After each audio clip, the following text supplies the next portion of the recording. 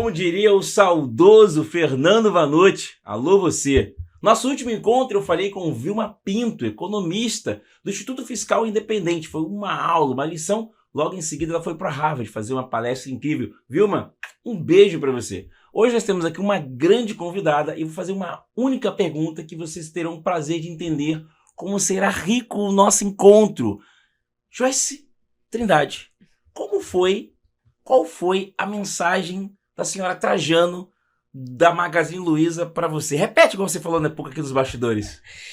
Prazer estar com todo mundo aqui. Muito obrigada, Gil, por fazer esse convite tão especial. Imagina. Né? E a Luiza Trajano trouxe uma fala muito importante pra gente, que é da gente criar justamente estratégias e espaços para poder estar trazendo a pauta de mulheres, né, no lugar que ela merece, que é uma pauta positiva, um lugar do futuro, um lugar do trabalho, da renda, enfim. É claro que a gente sempre tem que debater também a questão da violência, mas a gente chegou no momento do Brasil que nós, mulheres, já estamos e vamos ocupar cada vez mais espaços de liderança. Então, essa mensagem da Luiza, acho que toca o meu coração e tenho certeza que vai tocar o coração de muita gente, que é criar caminhos para a gente poder aí consolidar, né, o nosso espaço, que é devido. Né? Muito. Essa aí é Joyce Trindade, secretária da Mulher do Rio de Janeiro, com apenas 26 anos. Vocês entenderam por que eu fiz a pergunta a Trajano? Para te apresentar, né? Falar um pouquinho de você, 26 anos, secretária da Mulher. Como é que faz a Secretaria da Mulher? Boa pergunta, excelente, inclusive. Eu sempre explico muito que a gente tem secretarias ou ministérios de educação, secretarias ou ministérios de saúde e assim por diante. Da mulher é basicamente a mesma coisa. A gente poder pensar em equipamentos públicos, políticas públicas e espaços, né, de atendimento especializado para as mulheres. Joyce, isso é necessário? Sempre me fazem essa pergunta também. É boa. É uma boa pergunta, né? Sim, é necessário. Porque ainda temos, sim, né, uma desigualdade muito grande no Brasil, né, no espaço que as mulheres ocupam e que os homens ocupam. Então, eu estou lutando para que algum dia, em breve, não seja mais necessário o meu cargo, inclusive. Mas enquanto for, que a gente possa estar aí, né, fazendo boas transformações. Muito bom. Olha, atualmente no Brasil, nós temos um número muito pequeno de mulheres na Bolsa de Valores. Atualmente no Brasil, as mulheres não estão nas principais posições de liderança. Mulheres ganham menos do que homens e os números de feminicídios são alarmantes. Então esse tema mulher, Secretaria da Mulher, é muito importante, mas também é muito importante entender como uma jovem de 26 anos se debruça sobre esse tema. Como é que surgiu isso? Como é que surgiu isso? Eu sempre reforço muito que quando eu desejei entrar na política pública, foi a partir também da falta.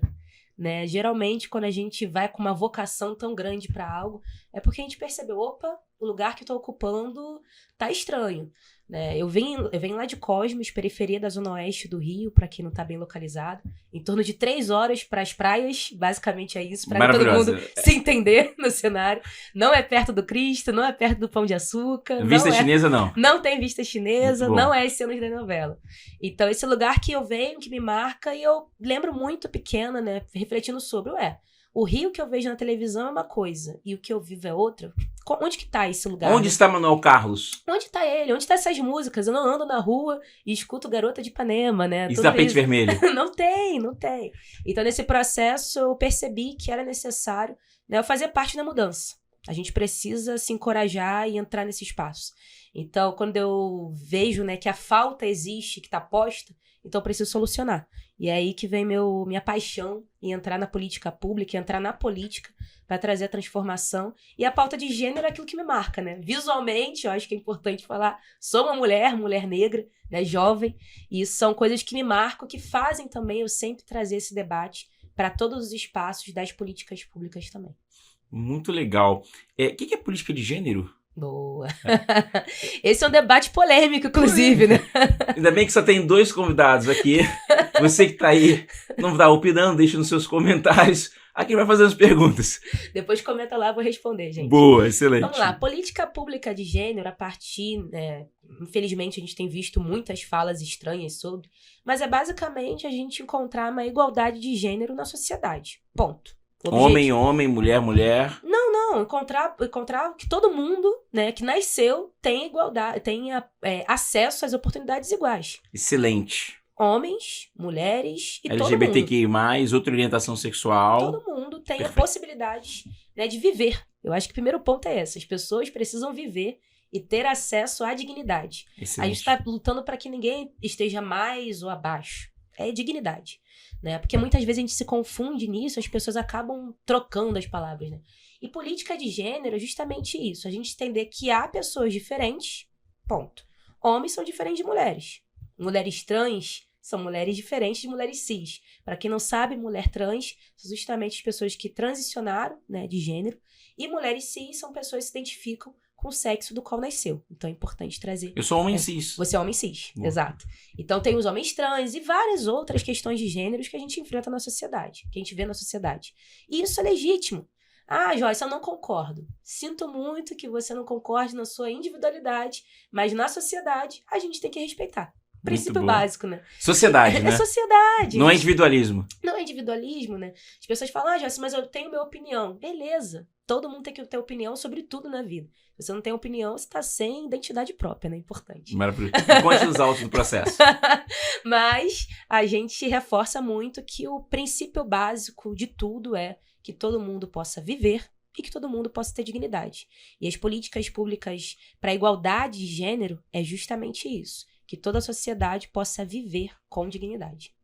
Muito legal. Quando eu tava falando com a Vilma Pinto, ela falou que ela ficava na sala, o pai dela era gari e a mãe dela do lar, e ela ficava ali assistindo, né? E ela falava, pai, quem é essa moça que tá falando? Ela falou, uma economista. Falou, não, eu quero falar que nem ela, né? História linda.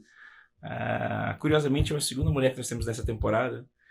E seus pais influenciaram em quem você é? Como é o nome dos seus pais? Dona Simone e seu Rogério. Manda lá um beijo pra eles. Beijo, mãe. Beijo, pai. Vocês são amores da minha vida. O programa ao vivo é assim, viu? Eu acho que isso é uma pergunta muito importante, né? As pessoas sempre falam, Joyce, como você chegou até aqui? E eu sempre reforço muito que eu cheguei até aqui porque muita gente segurou minha mão e falou, vamos, filha. Minhas tias, meus tios, enfim. Então foi uma trajetória com muitas pessoas me fortalecendo. Especialmente Dona Simone e seu Rogério. Né? Amores da minha vida. Maravilhoso. E Raquel também, minha irmã. Mas quando eu vejo, por exemplo, essa história, né, de Vilma, eu acho que traz uma semelhança muito boa da minha trajetória, né? Eu tive a grande sorte de ter um pai e uma mãe que entenderam que a educação era fundamental na minha trajetória. Meu pai não conseguiu terminar o ensino médio, minha mãe não conseguiu terminar o ensino fundamental. Então, ambos viram, opa, eu entendi que a educação pode ser uma saída para minha filha, para ela melhorar, de ter mais dinheiro, ter mais condições de vida e assim por diante. E isso eles fizeram. E aí teve um pulo do gato na minha trajetória que eu até comentei com você antes, né? Que com 5 anos, eu lembro perfeitamente esse momento na minha vida, que eu vi, na verdade teve uma experiência antes, que eu vi a presidenta Dilma, né, assumindo a posse, enfim, se tornando presidenta. E aqui, novamente, quem concordar ou não com a presidenta Dilma, não é esse ponto da minha fala, mas sim, era uma mulher assumindo a presidência. Isso é o ponto-chave. Era uma mulher assumindo o espaço do comando do Brasil. E eu falei, meu Deus do céu, eu posso então ser?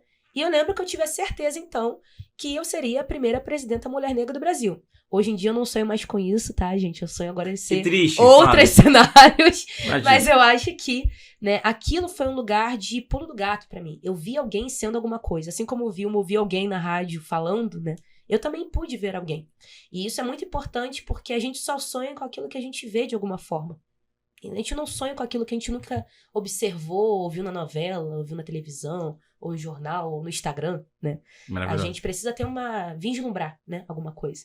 E eu lembro que eu fiz uma intervenção com meus pais, porque sim, eu faço intervenção com meus pais, qualquer notícia diferentona. Coloquei eles no sofá e falei, pai e mãe, serei a futura presidenta do Brasil, futura presidenta negra do Brasil daqui a alguns anos. 5 anos. 5 anos de idade. Falei com essas palavras exatas. E eu comecei a falar para meus tios e primos que eu seria a presidenta do Brasil em algum momento. E todo mundo ria, obviamente. Você imagina, uma criança desse tamanho falando isso. Mas aquilo me gerou muito entusiasmo. Por quê? Meu pai e minha mãe, eles não falaram, isso não é possível. Eles falaram, então você vai ter que estudar muito mais e a gente vai estar aqui para fazer tudo o que for possível para você, então, realizar, né, esse teu desejo, esse seu sonho.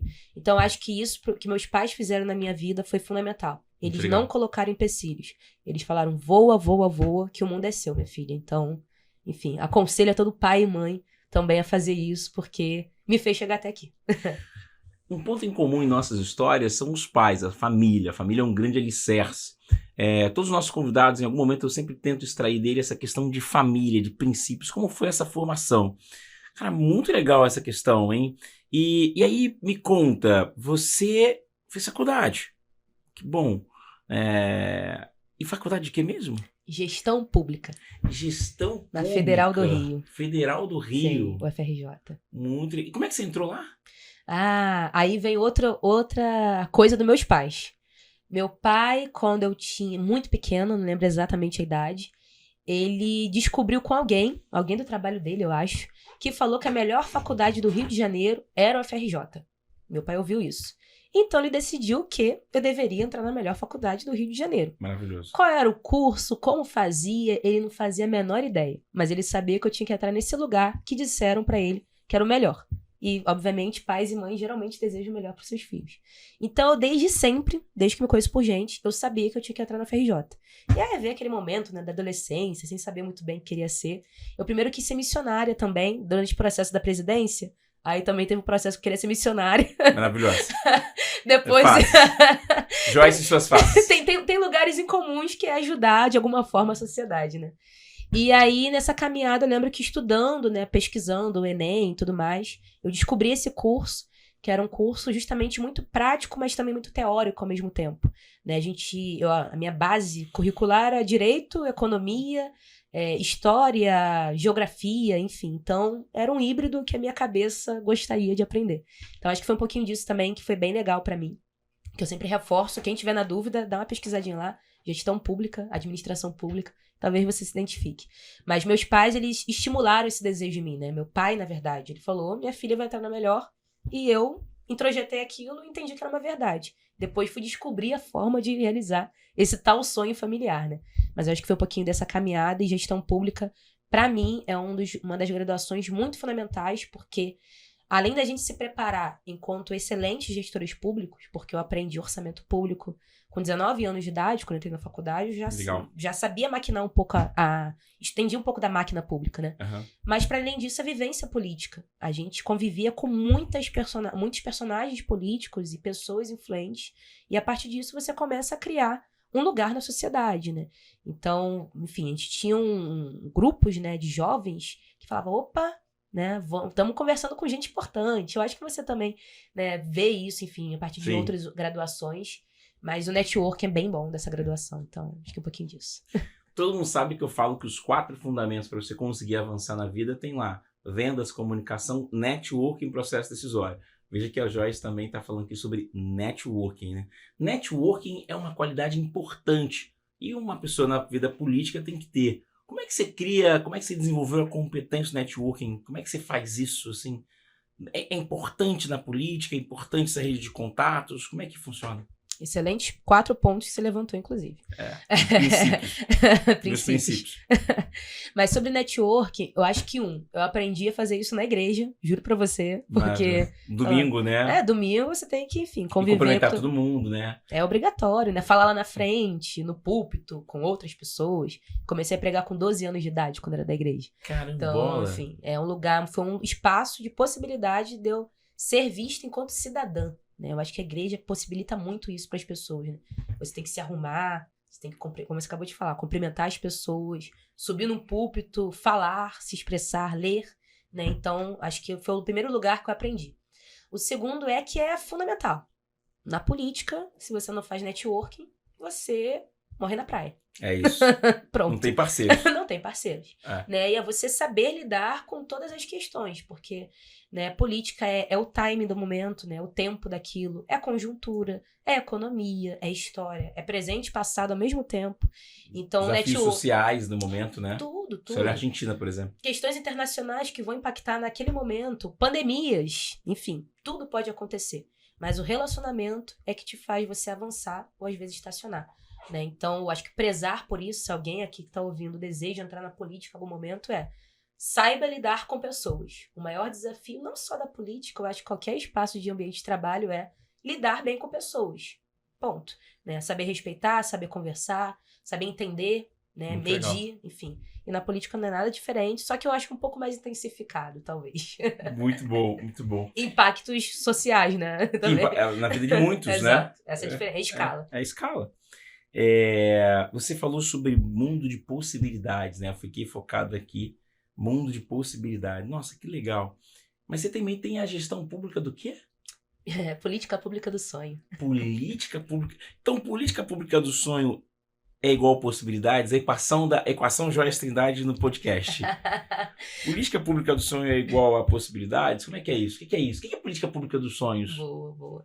Eu sempre reforço muito que, por exemplo, se uma criança de 3, 4, 5 anos, geralmente é o momento mais criativo de um ser humano, ela não sonha, a gente tá errando muito. Sim. E isso acontece. Sim. Demais. Você sobe várias favelas e periferias, tem crianças de 3, 4, 5 anos que não tá mais sonhando.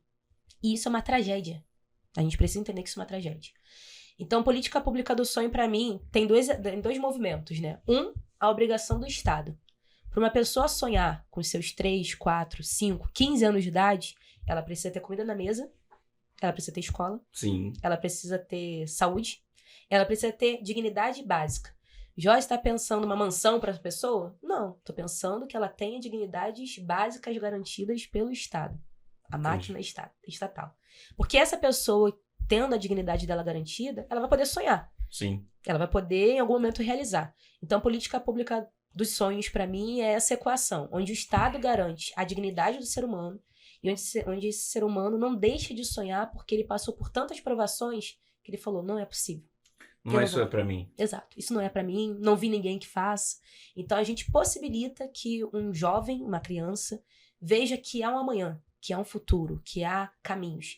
E isso, para mim, movimenta a economia. Sim. Porque a gente está falando de uma geração, infelizmente, que todo mundo está acompanhando os dados, né, dos tais nenéns, né, que a gente tem visto aí esses dados. Nem. Não estuda nem trabalha. Jovem, 18, 22, né? Super. Então, é uma galera sem perspectiva, sabe? Sem se ver. Eu super entendo o meu compromisso social, que é justamente, eu me tornei secretária com 24 anos, né? E muitas pessoas se inspiram em mim a partir disso. Mas que bom que elas podem agora se inspirar em alguém que é real. Sabe? Que tá ali, né? Que existe, sabe? Que tá ali. Então, acho que política pública do sonho pra mim é isso. É garantir a dignidade pra gente poder trazer, né, sonhos efetivos e, em algum momento, todos vão ir pra NASA? Não. Mas eles precisam, até um certo momento da criatividade, sonhar com isso, né? Então, pra mim, passa por esse âmbito, né? Muito legal. Muito legal mesmo, assim. Política pública do sonho, né? Você que bolou isso, né? Assim. Eu acho que quando a gente vai ver, por exemplo, países nórdicos, né, enfim... Noruega. Claro, exato, Suécia, Suíça, enfim. Claro que a gente está muito diferente, as histórias são diferentes, né, da humanidade e tudo mais, enfim. Mas eles têm bons exemplos que eles fazem medição da alegria do cidadão. Então tem outras métricas para a gente entender como que a pessoa está impactada ou não por aquilo. Enfim, eu acho que e o sonho também eles fazem essa análise. Então, eu aprendi um pouco com esses países nórdicos, entendendo que a gente é muito diferente deles. Não acho que eu tô enganada com isso, galera. Mas é observar pontos positivos. Então, não é só a natalidade ou não é só o crime ou não. Também tem esse sentimento, né? E uma coisa que eu sempre falo muito, Gil, que a política, né? Por exemplo, o voto, né? O voto é a partir do sentimento. Sim. Poucas são as pessoas que votam a partir da leitura do plano de governo. Quem vota sobre isso é meia dúzia. Sendo muito concreto. Sendo muito concreto, é meia dúzia. Mas as pessoas precisam sentir.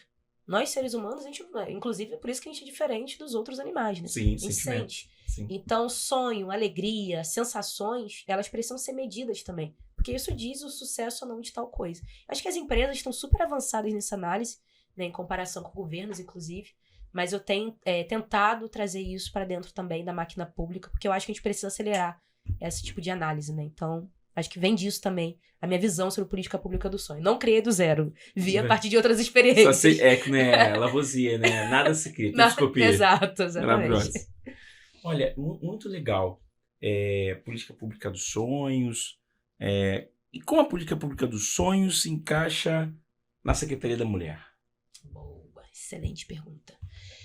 que você contou, a gente ouviu, entendeu, conseguiu capturar, mas agora você está numa secretaria.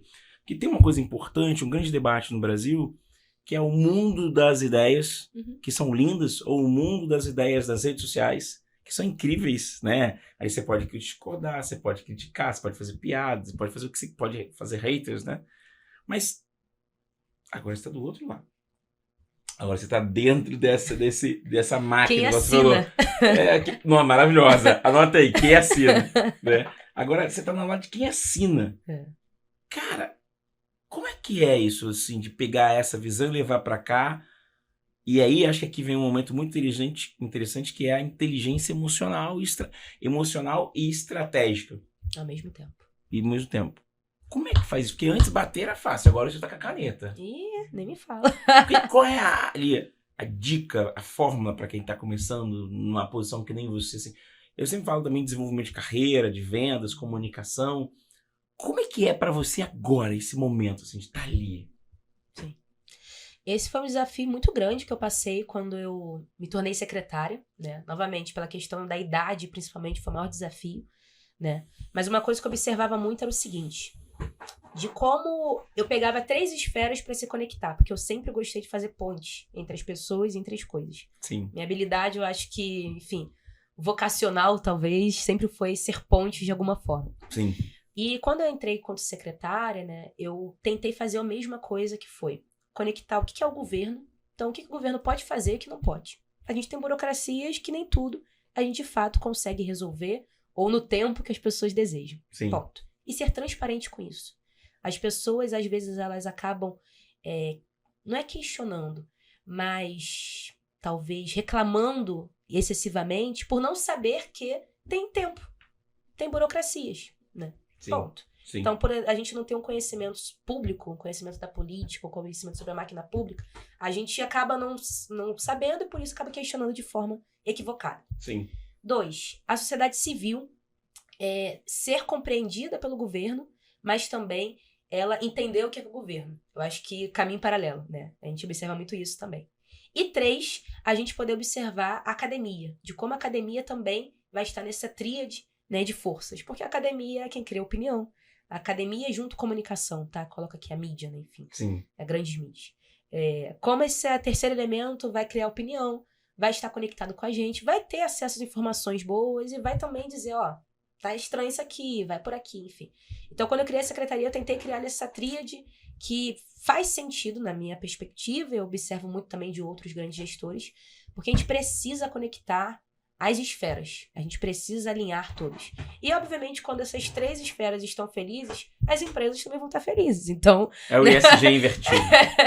Então, na minha visão, a gente começou a alinhar tudo isso. Isso tudo tem a ver com o quê? Com a habilidade emocional de escuta também. Na política escutativa. Ativa. E filtro. O que faz sentido, o que não faz e como a gente passa uma coisa para outra.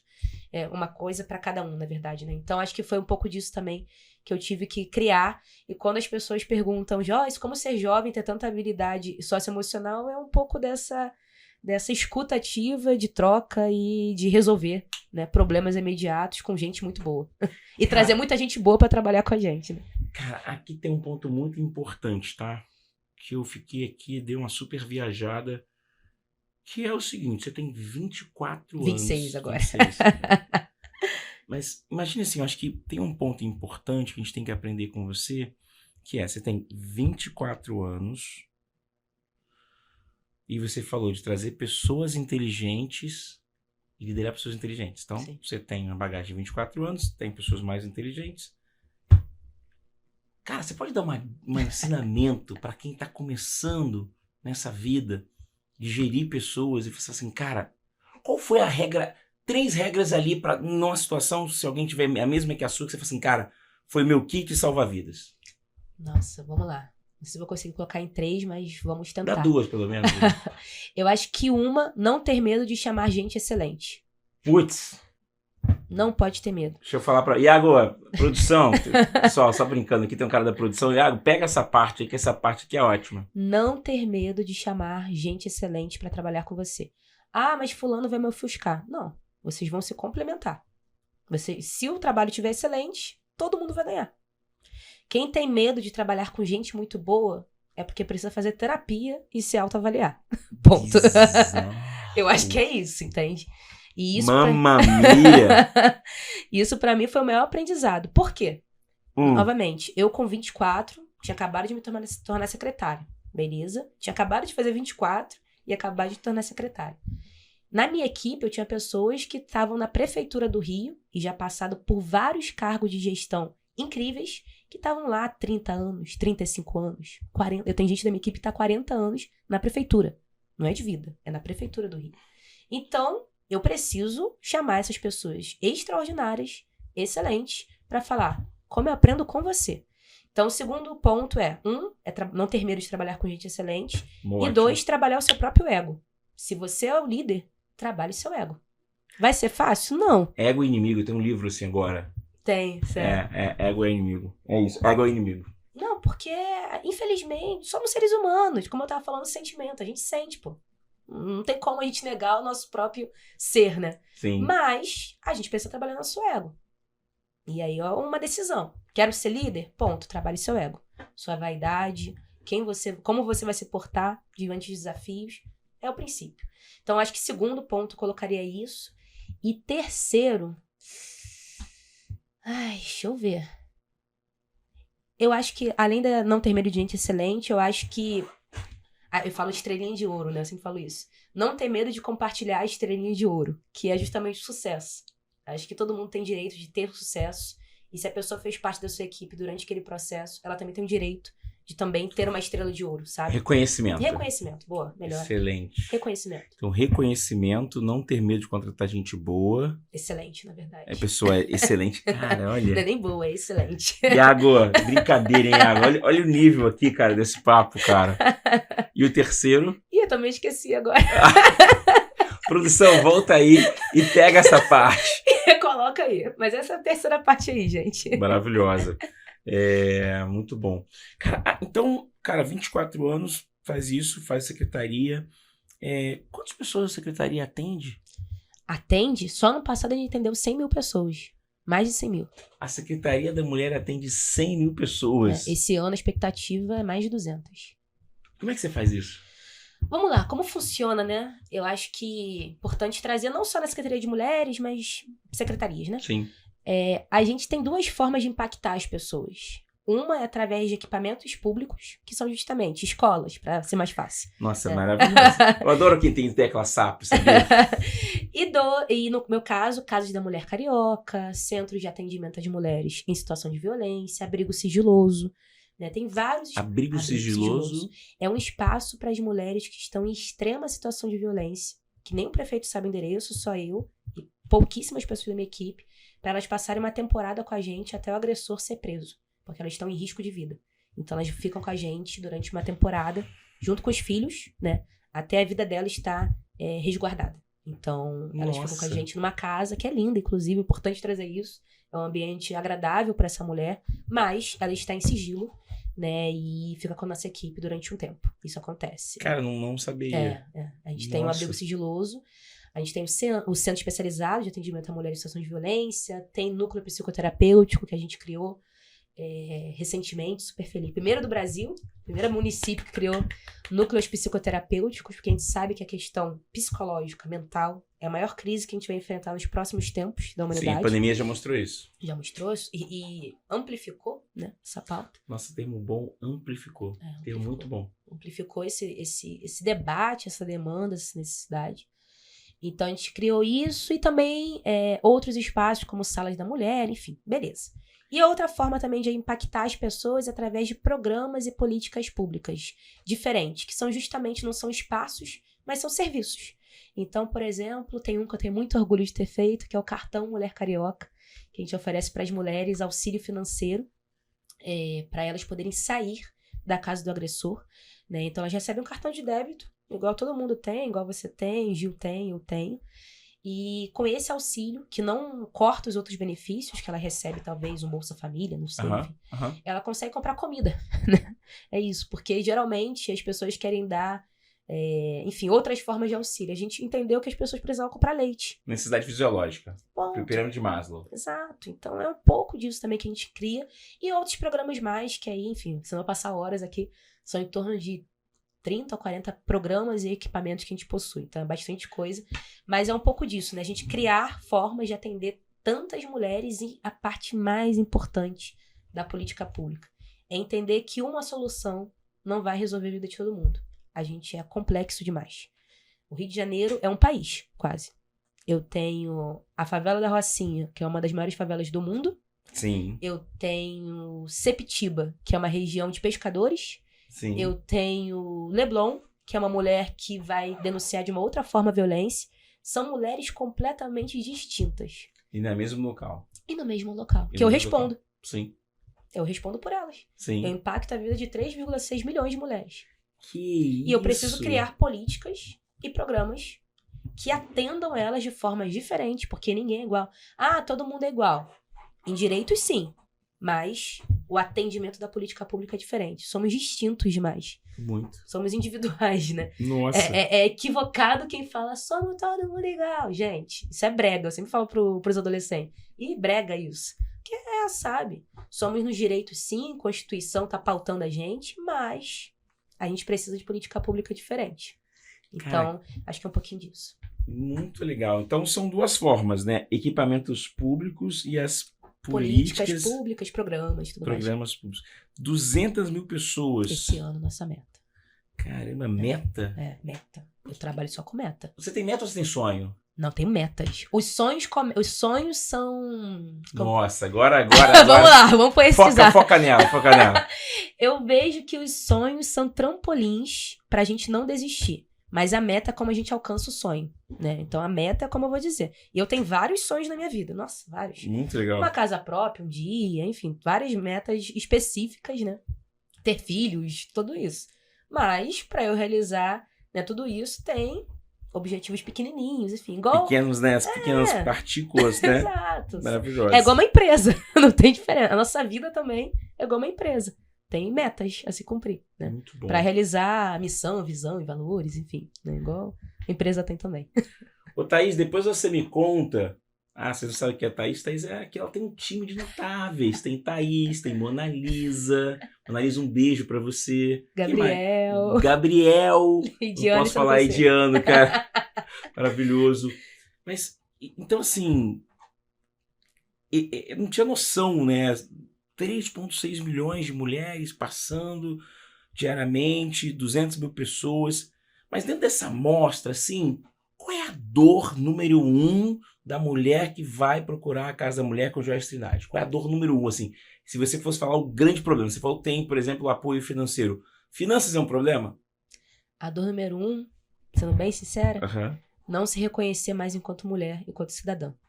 Não se reconhecer mais enquanto mulher e cidadã. Olha para as câmeras 1 e fala de novo isso. Não se reconhecer mais enquanto mulher e enquanto cidadã. Eu acho que essa é a dor número 1 de muitas mulheres. Como é que se reconhece, assim? Desculpa esse comentário, mas acho que é legal como reconhecer isso.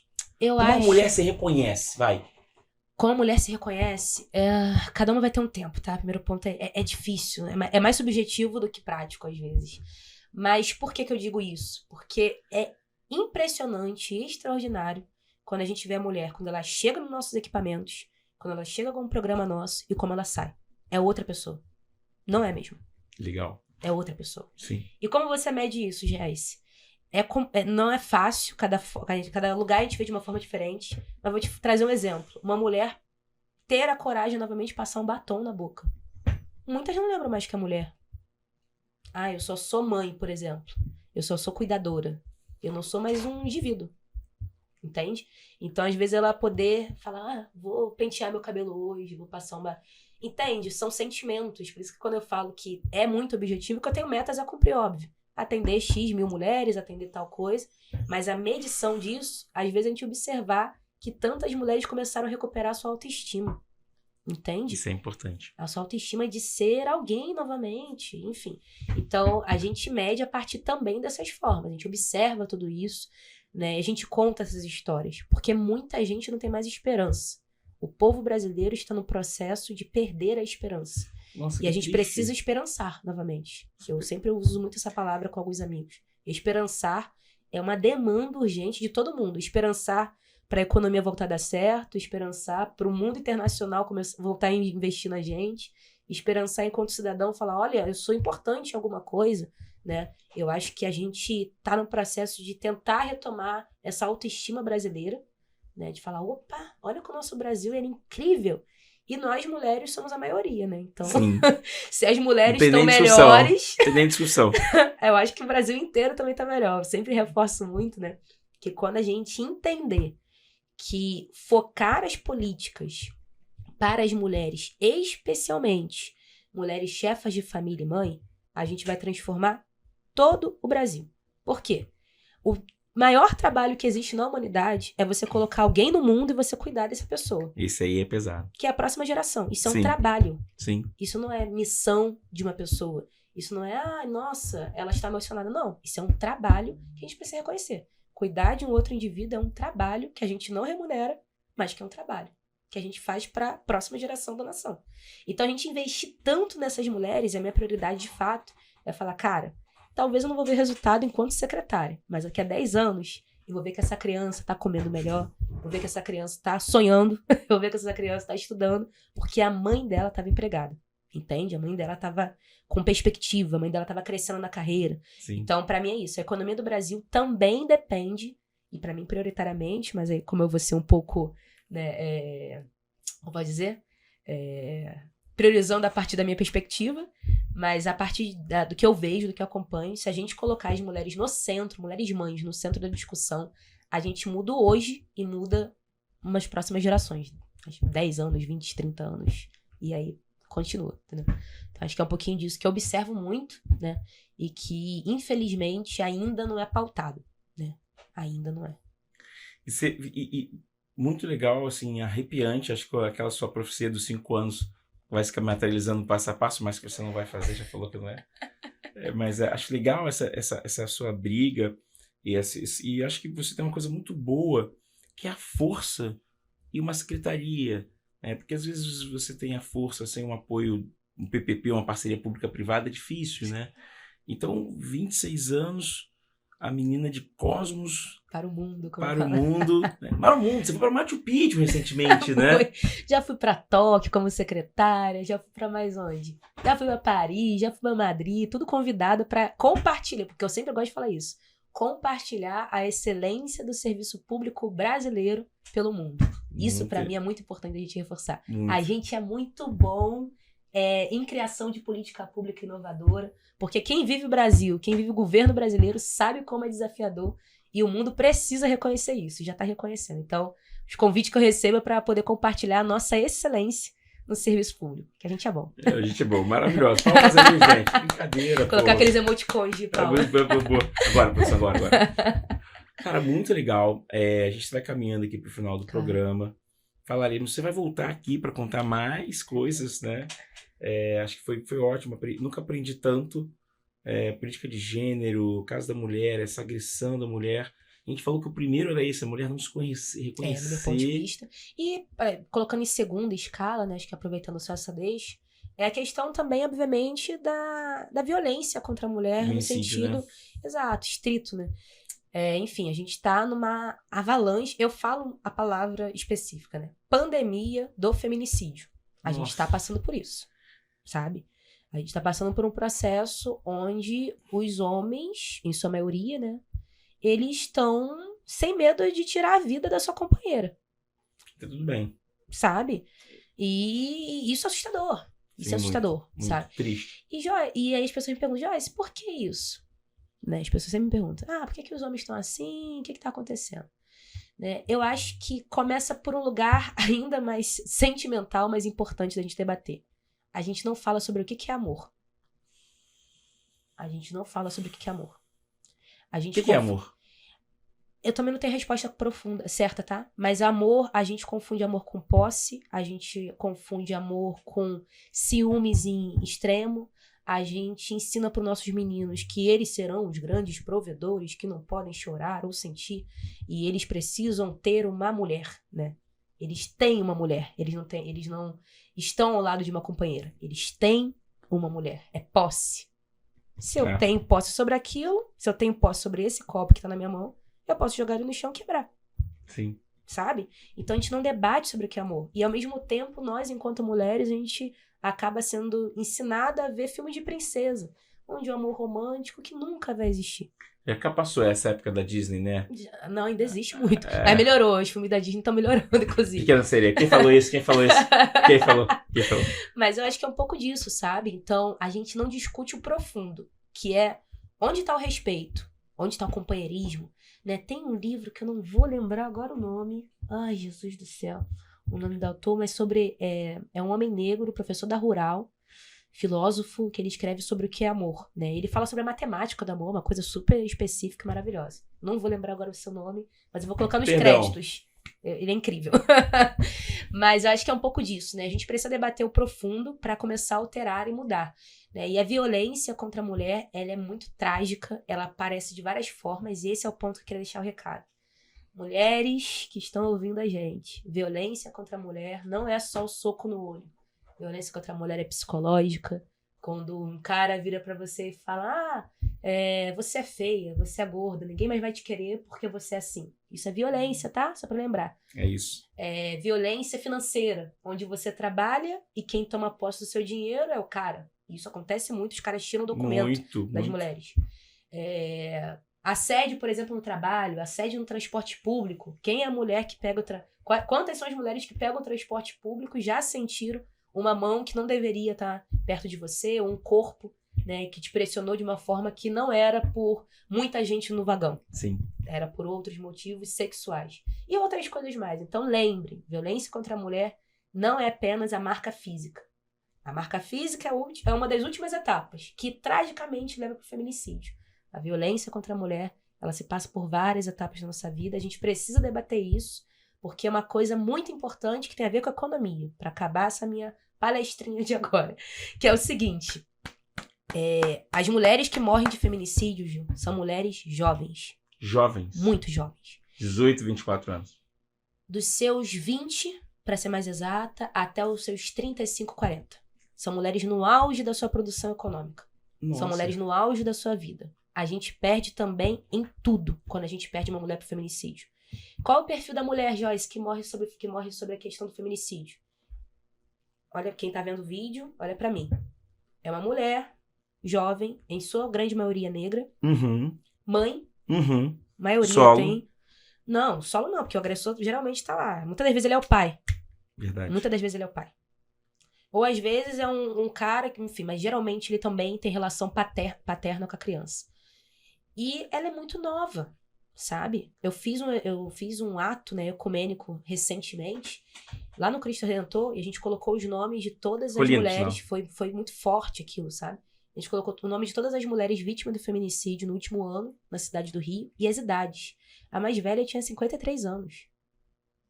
Quem tem 53 anos sabe que tá no auge da vida ainda, gente. Pelo amor de Deus. 53 anos é o novo 40. 40 novos 30. Não, tá super, puro suco. Então, assim, essa foi a mulher mais velha vítima do feminicídio no Rio de Janeiro. A grande maioria era 25, 30, 31, 32. Então, a gente tá perdendo, sabe? A gente tá perdendo enquanto Brasil. Então, por favor, mulheres, busquem ajuda. Isso é fundamental. A gente não quer que nenhuma de vocês sejam vítima de um eventual feminicídio. Porque quando a gente menos espera, pode bater na nossa porta. Então, famílias, ajudem nessa missão também, porque muitas das vezes as famílias também se silenciam para proteger e acaba a gente vendo tragédias. Então, tem um disque denúncia sobre isso, não tem? Oi? Tem um disque denúncia sobre isso. Tem alguns disque denúncia. Escreve aqui nos comentários, você que tá aí, escreve aqui nos comentários. Tem o 80, que é o número não é denúncia, é de buscar ajuda e informações. O 80 não é denúncia. Pra mulher? Pra mulher. Aí muitas pessoas confundem, vou denunciar pro 80. Não.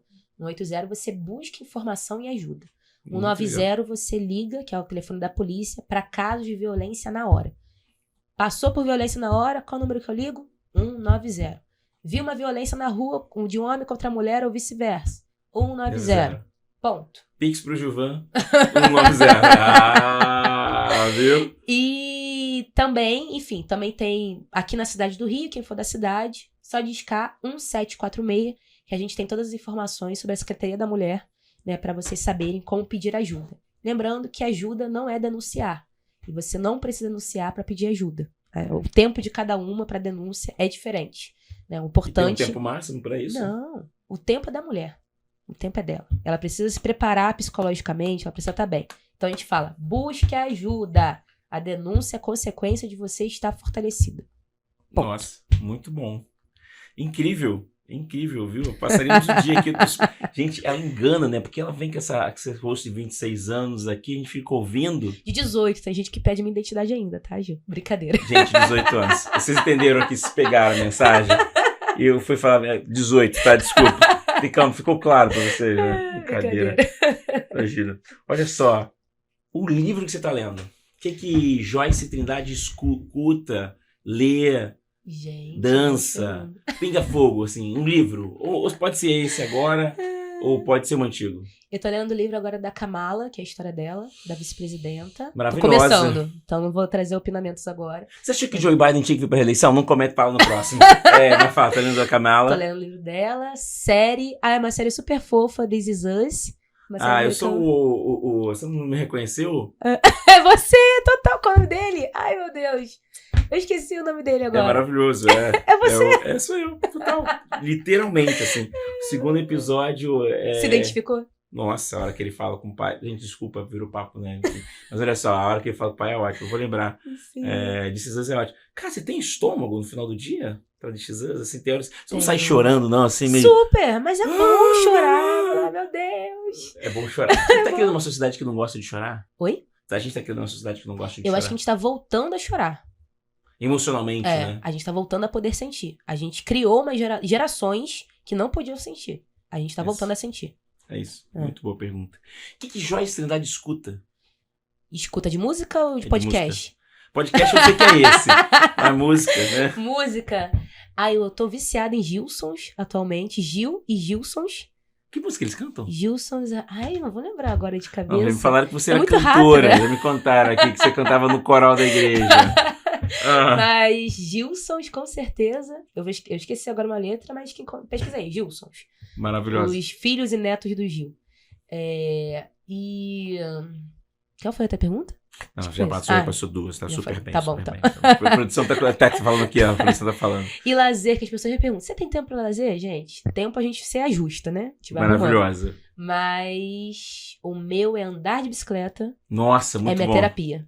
Andar de bicicleta. Eu adoro andar de bicicleta, pegar na praia, vai eu, a primeira dama, né? A primeira dama. Beijo, Johnny. Maravilhosa, a gente adora fazer isso, assim. Cara, e o Rio é tão bonito, né? É lindo, né? É apaixonante nossa cidade, gente. Muito. Meu Deus. Só andar de bicicleta você já faz um lindo passeio turístico. Boa. Então, eu gosto. Pra encerrar com chave de ouro, tem uma moça, um rapaz, alguém que tá ali naquele momento, tá acabando o podcast e ele precisa de uma injeção de ânimo, sabe? Ele precisa da política pública dos sonhos. Uma frase, um momento seu, assim, a política pública dos seus sonhos, assim, que foi incrível. Eu vou falar o seguinte, a gente falou muito de secretaria, de tudo, vou trazer um podcast aqui com mais algum convidado pra gente falar de você, assim, de começar, como é que foi. Mas o papo foi tão bom que se eu entrar nesse papo vai demorar mais 1 hora.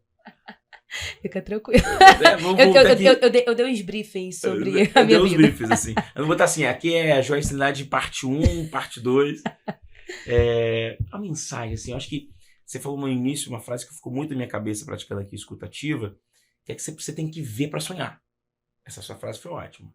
Agora acabou o podcast. As pessoas te encontraram, viram sua trajetória, entrando na faculdade, muito cedo já fazendo gestão de pessoas, de orçamento, de 3,2, né? Sim. Milhões. 3,6. 3,6. Milhões de... orçamento não. 3,6 milhões de mulheres. Orçamento é muito mais, graças a Deus. E é o prefeito Eduardo Paz. Boa. Entenderam, né? Pegaram, né? Muito bom. Cara, qual é a mensagem que você dá pra essa pessoa? Assim, eu sempre preocupo assim, eu acho que a gente não pode pegar esse tempo da pessoa e entregar sem nada. A gente passou muitos conceitos, assim. Eu aprendi muito, né? Porque eu tô aqui em meu lugar de fala, que é o homem, né? Que tem ali sua vantagem competitiva na hora da concorrência, quem sabe. Mas e a mensagem, assim, aquela pessoa que tá ali? Acho que você passa aquela mensagem que você fala assim, cara, um dia eu tava olhando pra senhora, a senhora veio e falou uma mensagem, assim, pra alguém que tá ali, querendo fazer transição de carreira, querendo se desenvolver, querendo mudar a sua realidade. Eu acho que não ter medo de sonhar. Maravilhoso. A gente não pode ter medo de sonhar. Joyce, tenho 70 anos. Não tenha medo de sonhar. Primeiro ponto pra mim é isso. 2, se prepare. Sonhar grande tem grandes desafios. Então a gente tem que se preparar o tempo inteiro. E eu acho que 3, principalmente para as mulheres, mas para todo mundo no sentido geral, é não ter medo da ambição. Você pode ser sim ambicioso. Você pode sim falar, olha, eu quero chegar em tal lugar e eu vou chegar e eu vou realizar. Muito legal. Então acho que sonhar grande, se preparar e não ter medo de ter estratégia de ambição. Não é ser vaidoso, é ter ambição que vai te levar para o caminho certo. Para mim, isso são 3 etapas que me guiam também na vida. Essa foi Joyce Trindade. Eu nem vou falar mais nada. Eu vou agradecer. Você mandou um beijo pra sua mãe, pro seu pai, pro seu time. Beijo, mãe. Beijo, pai. Beijo, SPM Rio. É a nossa sigla. Gente, eles têm uma dinastia, né? Dinastia SPM Rio. Cara, muitíssimo obrigado pelo carinho, Gil. pelo tempo, por contar tanta coisa boa. Quero agradecer muito ao seu time, à nossa audiência. Mande perguntas e respostas. Suas redes sociais, né? Boa. Bem prático. Joyce, Joyce, que as pessoas escrevem errado. Trindade. Em todas as redes sociais vocês vão me encontrar. Muito obrigado. Até a próxima. Foi bom demais. Não consigo falar mais nada. Beijo, galera. Beijo, Obrigada. pessoal. Obrigado. Tchau, tchau. Tchau.